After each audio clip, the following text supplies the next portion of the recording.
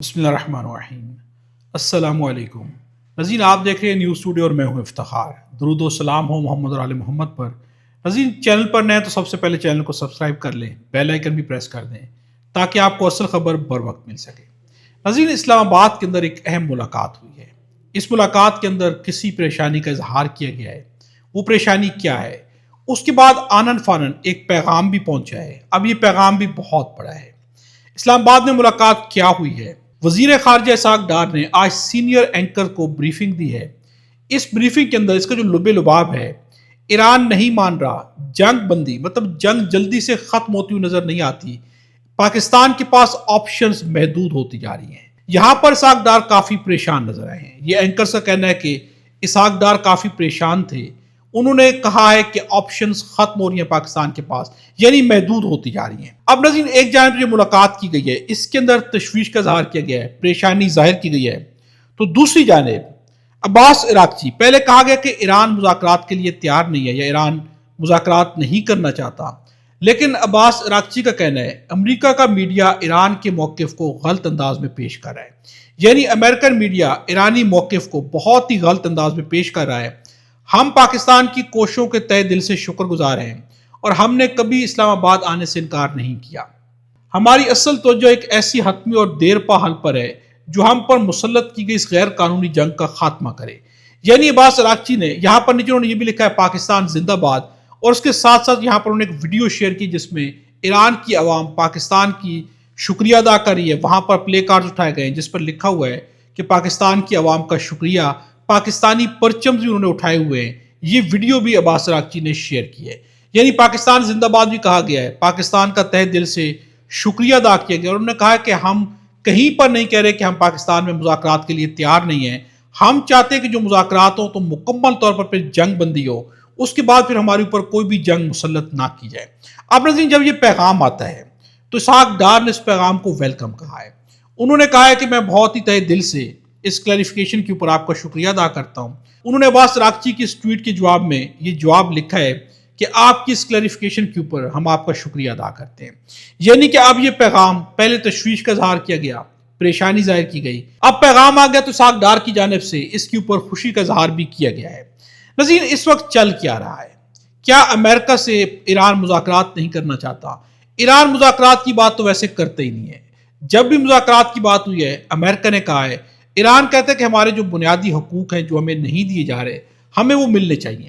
یہاں تک کہ ایرانی صدر مسعود پزشکیان نے، ان کا کہنا ہے کہ جس وقت میں امریکی عوام سے خطاب کر رہا تھا، ہماری اسٹریٹجک کونسل آن فورن پالیسی کے سربراہ کو ایک قاتلانہ حملے میں نشانہ بنایا گیا، جس کے نتیجے میں ان کی معصوم اہلیہ شہید ہو گئی۔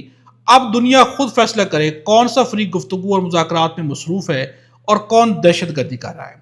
یہ مسعود پزشکیان کا کہنا ہے کہ ہم جب بھی بات کی کوشش کرتے ہیں، ایک جانب مذاکرات ہو رہے ہوتے ہیں کہ دوسری جانب ہمارے اوپر حملہ کر دیا جاتا ہے۔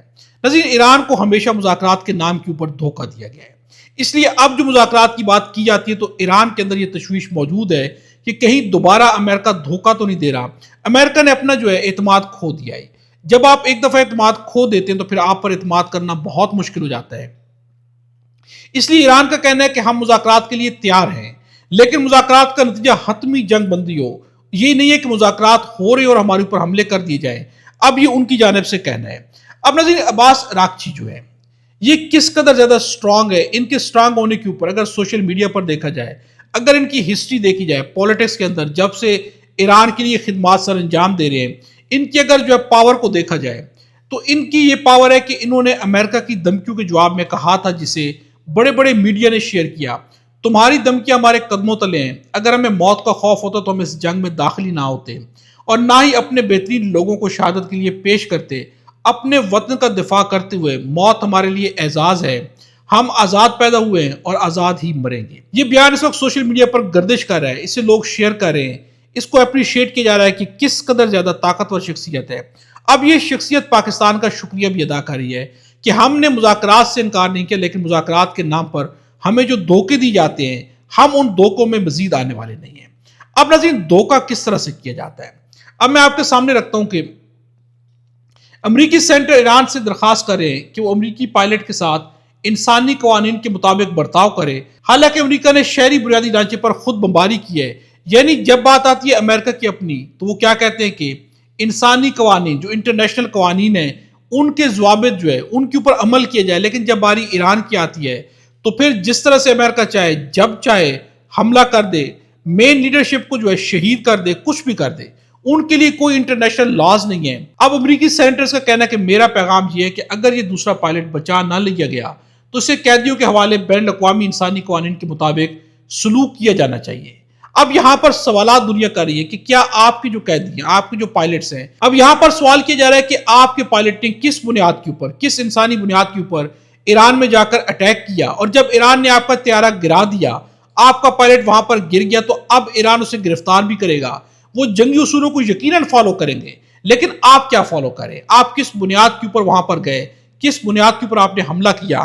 اس پر ایران بھی سوال اٹھا رہا ہے کہ یہ ہماری جنگ نہیں، ہمارے اوپر یہ جنگ مسلط کی گئی ہے۔